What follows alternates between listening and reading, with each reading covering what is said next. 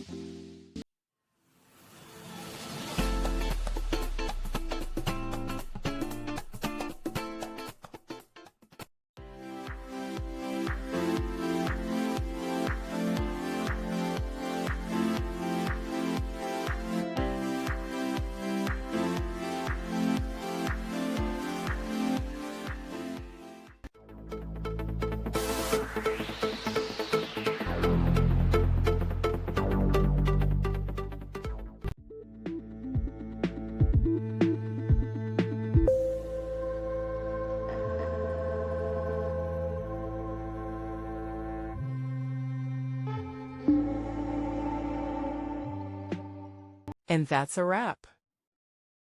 I hope you found the answer you were looking for. If you did, take a second to hit that subscribe button. It really helps out. And let me know in the comments which solution worked best for you. See you next time in the debug zone.